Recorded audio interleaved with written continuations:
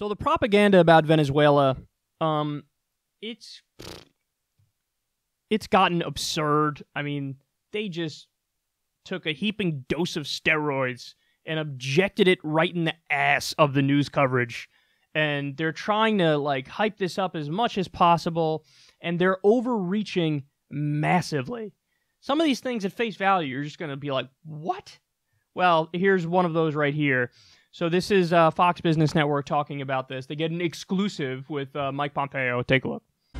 Breaking tonight, the Secretary of State, Mike Pompeo, telling me exclusively that Nicolas Maduro must go, and confirming to me that there are Hezbollah cells active inside Venezuela. Watch. Do you have concerns that Venezuela runs the risk of turning into a no man's land where you have these bad actors, including some with links to Hezbollah, that could be more of a threat because they're in our hemisphere? Yeah, Trish, I'm glad you brought that up. People don't recognize that Hezbollah has active cells. The Iranians are impacting the people of Venezuela and throughout South America. We have an obligation to take down that risk for America. The Secretary is right. And just hang with me here, because I'm about to tell you a lot. I actually know a lot about terror activity in Latin America. Come on, man. It's so cartoonish. That was so cartoonish. I'm going to tell you a lot. I know a lot about this. Do you not believe me? Why don't you believe me? I know a lot about this.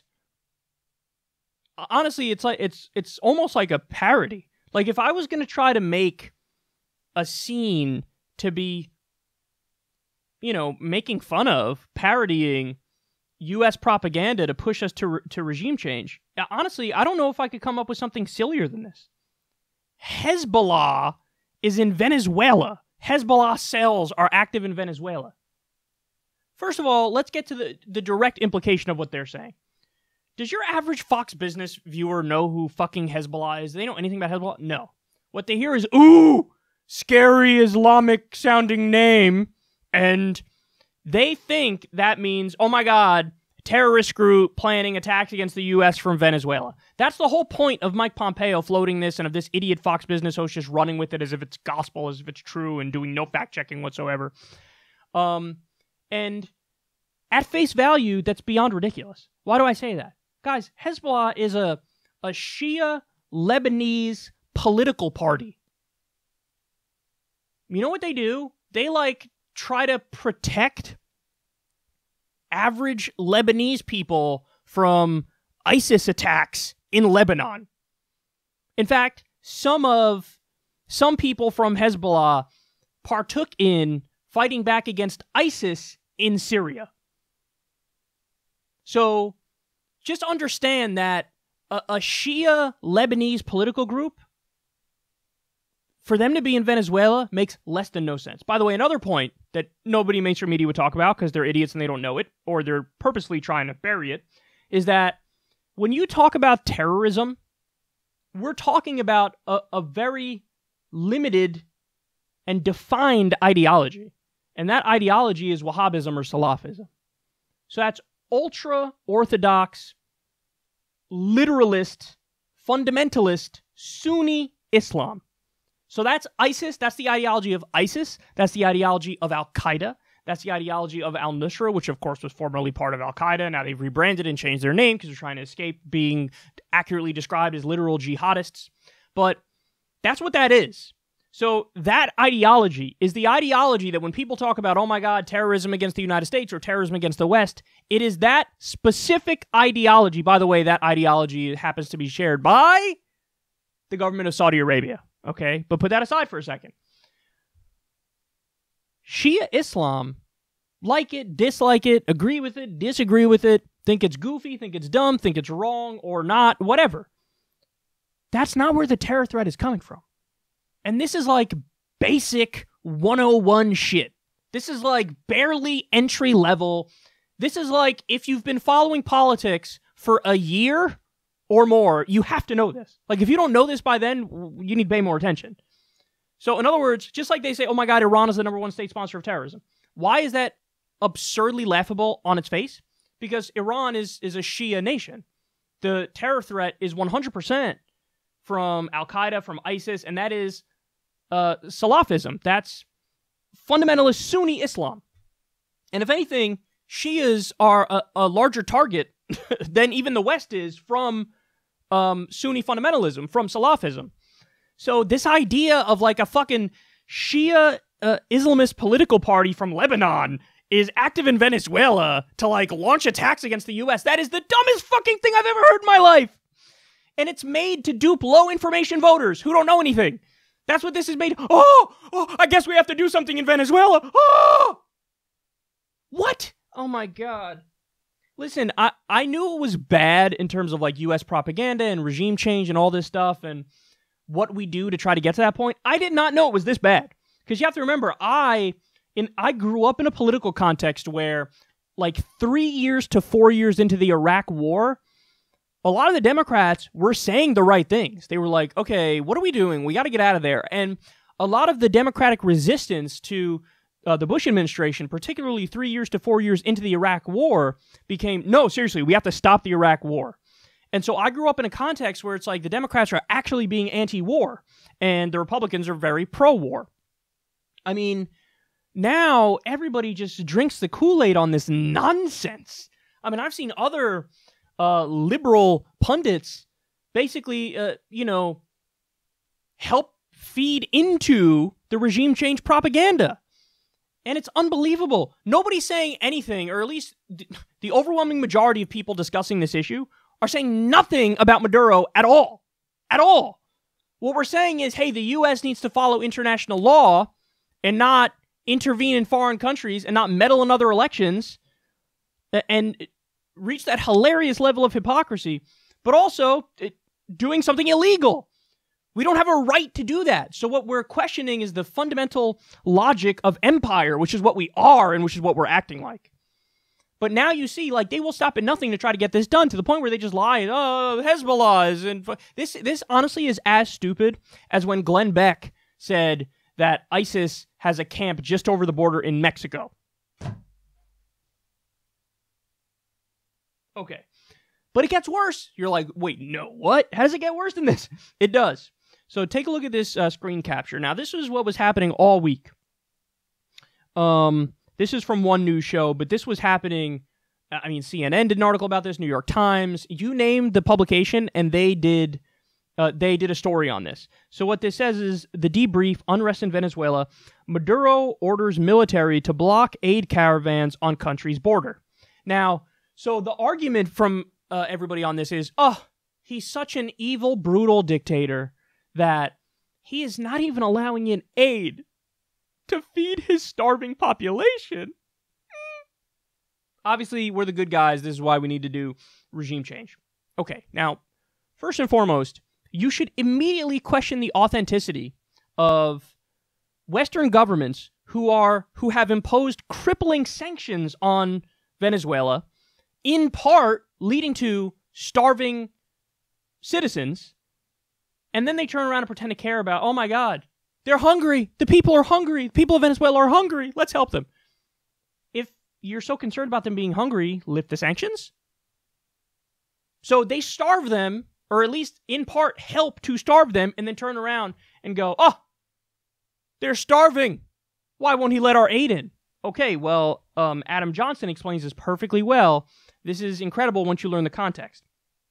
Except 3 pieces of key context are missing from this story. Context that, when presented to a neutral observer, would severely undermine the cartoonish narrative being advanced by U.S. media. 1. Both the Red Cross and the UN warn the U.S. not to engage in this aid PR stunt. 2. The bridge in question is a visual metaphor contrived by the Trump administration of little practical relevance. 3. The person in charge of U.S. operations in Venezuela has a history of using aid as a cover to deliver weapons to right-wing mercenaries. All right, so let me explain that further. This bridge was not in use. It has always been blocked, and it's not in use. So what happened? What happened was the U.S. said, let's put these, cargo things right where the bridge is blocked and pretend like Maduro took this bridge that was that was running and people were using it and said, no, we must block this and not allow in the aid. And they put up the barriers when they heard the U.S. was going to bring the food in. None of that is true. The bridge was never in use. And those blocks were already up. And so the U.S. was like, okay, empty bridge, here, let's do a photo op.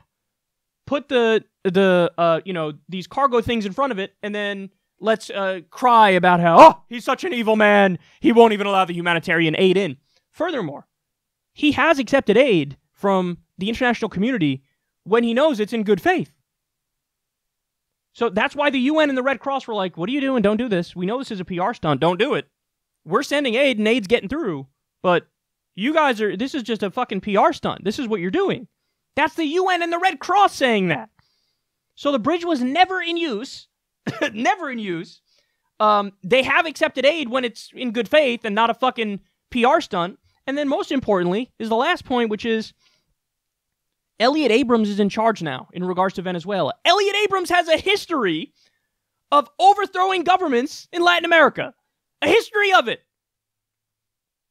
And he literally used this same trick back in the 1980s where they said, we're sending aid. Let the aid in, please. And it's weapons to be used to do a coup, illegal coup, violent coup to overthrow the sitting government. So Adam Johnson continues, not only has the international aid community not asked for the aid, earlier this week, both the International Red Cross and the United Nations warned the U.S. to explicitly not engage in these types of PR stunts, as Washington Post contributor Vincent Bevins pointed out. The transparent cynicism of these efforts was preemptively warned about by the groups actually charged with keeping starving people fed. So listen, guys, you have to understand something. We have a history of doing exactly this. It's like with the first Iraq War. What did they say? They said, oh my God, the government is so evil that they're taking babies who were just born out of incubators and letting them die on the ground. So they come up with the most cartoonishly over-the-top representations of evil.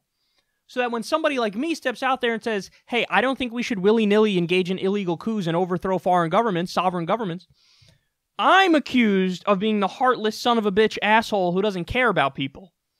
Whereas the people who've been pushing for regime change for cynical motives, for natural resources, for geopolitical control and power and dominance, they try to take the fake moral high ground and say, look at this evil fucking person who doesn't want to intervene. Obviously, I'm a humanitarian hero and I want to intervene. Recycle and repeat for fucking Libya, for Iraq, for Syria, which they're engaged in right now, for Venezuela. So, the propaganda is real. And look, even if you're skeptical of everything I've said up to this point, Mike Pompeo is an avowed neocon who said Edward Snowden should be executed.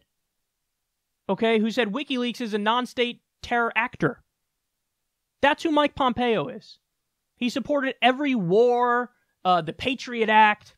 John Bolton is the neocon's neocon. He makes George W. Bush look like Noam Chomsky. This guy has never met a war he didn't like. That's John Bolton. He's in charge of this. Elliot Abrams has a history of doing exactly this in the same places. The whole point is topple governments, put in U.S. puppet dictators to serve our interests. We're right back to Cold War stuff here. So even if you don't trust the facts of what I just laid out for you, do you trust the motives of guys like John Bolton and Elliot Abrams? Honestly, you would have to be a fucking dumbass to say yes to that. Like, comically ignorant on that front. So, just know what's going on here. The propaganda is the worst I think I've ever seen, and that's quite a statement, because I've seen some shitty propaganda in my time. But fucking Hezbollah in Venezuela insinuating that a Shia political group is going to fucking launch attacks against the United States, and the comically cartoonish, over-the-top, fake PR stunt of oh my God, why isn't he letting food in? When the Western sanctions are part of what's starving people in Venezuela anyway. Just, you have to realize what's going on here. And again, this is to say nothing at all about Maduro and his leadership, okay? But just don't be a fucking dunce who falls for the oldest trick in the book of the benign intentions. Oh, we're so holier than thou in that we're the only empire in history that's had benign intentions. Yes. Are you kidding me? There's one fact alone that destroys that argument. Our top ally is Saudi frickin' Arabia. One of the worst governments in the world. One of the most theocratic dictatorial governments in the world. Doing a genocide right now in Yemen that we're actively backing. We have benign intentions even though we back the worst government in the world. Yeah. What a joke! What a fucking dumb joke that is! Oh my god, what a dumb joke. We back 73% of the world's dictatorships. We're going to talk about benign intentions and loving freedom and democracy? It's just so childish. Oh my god. But a lot of people will fall for it. All of mainstream media fell for it. Which, by the way, I shouldn't be complaining from a selfish perspective because that's why a lot of you guys tune in here. Because you know I'm going to tell you the truth. And it's not that hard for me to do it. Even though I'm just an asshole with a loud mouth, I'm a hell of a lot more credible than all the silly people on TV who don't know anything.